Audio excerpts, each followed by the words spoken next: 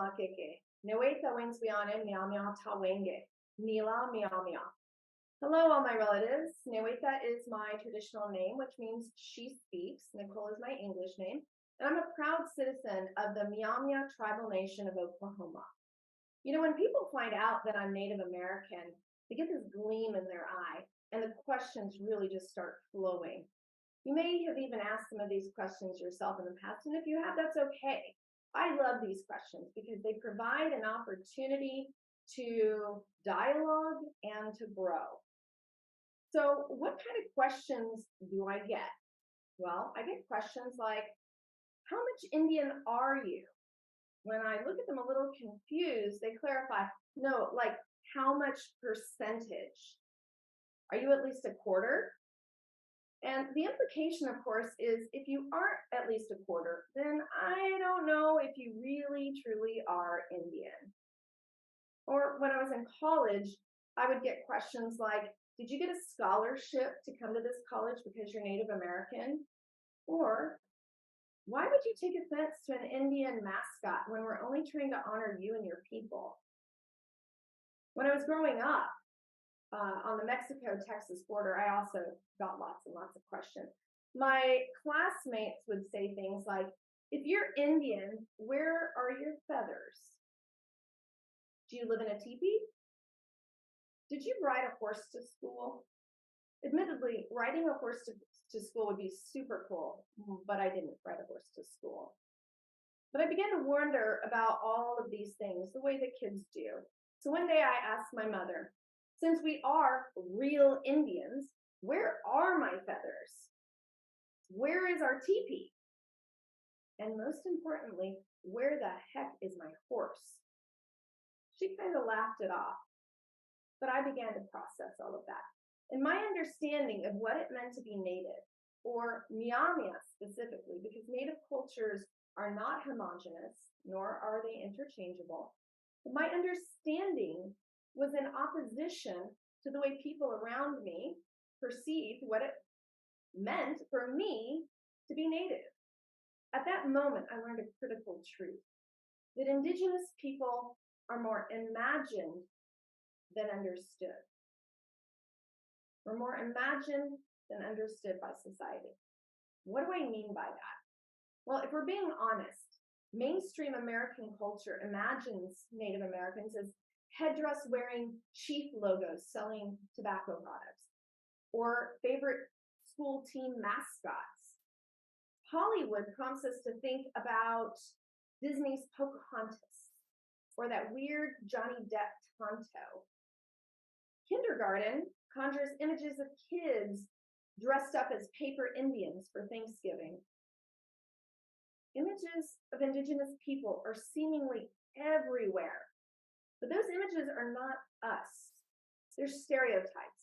They aren't authentic, nor are they based in reality. They're made-up versions of who people like to think we are. Let me tell you a quick story about the crying Indian. Back in the 1970s, there was a famous image of a supposedly Native American man. So picture this. He's wearing leather leggings and a buckskin shirt, just fringed with beads. He has a feather in his hair.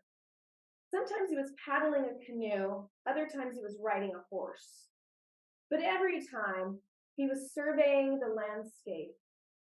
And that landscape was filled with grime, trash, and air pollution. It was an ad for Keep America Beautiful, which is a campaign aimed at promoting the environmental movement at the time. A great cause, to be sure. But at the end of every single commercial, the camera pans from the trashed landscape to the man, and then zooms in tightly to capture a look of disappointment and desperation. Then closer still to capture a lone tear rolling down his dark, chiseled face. It was a powerful ad. In fact, he became the face of the environmental movement. It was really powerful if your goal was to clean up the environment, which it was. But it wasn't so great when you learned that the man in that commercial, and who also played lots of Native roles in Hollywood movies, A man who called himself Iron Eyes Cody was actually Italian. He wasn't even native, though he did portray himself to be so on and off screen. He looked the part, meaning he looked and dressed just as a mainstream society thought a native man should look and dress. But though he fit the stereotypes, he was not part of any tribal community. He was not American. He was imagined. We were not understood. While I completely believe there's much to be learned from the wisdom of our ancestors about how to steward and care for our grandmother Earth, casting Indigenous peoples as stereotypes does nothing but further erase the validity and reality of Indigenous experience. And this erasure does not end with pop culture. And data and research were also imagined, causing a lack of targeted support services for us. And data sets were usually relegated to the made-up status of other, or were simply represented by an asterisk to indicate an omission of some sort. This invisibility or relegating of Indigenous peoples to the status of a punctuation mark is a reflection of the fact that Indigenous people, our history, our challenges, our successes, our future is absent in the national narrative itself. And when a group of people are rendered invisible in national narratives, their potential in that society is inevitably limited. And not limited because of any action of their own, but because society chooses to create a fictional identity for them, one that fits neatly into the categories that we tell ourselves about the world around us. But why are we left out? Well, that's a great question, and it's a story left for another time. We are, have been, and will always be more than an asterisk. Nepakalo. Be well.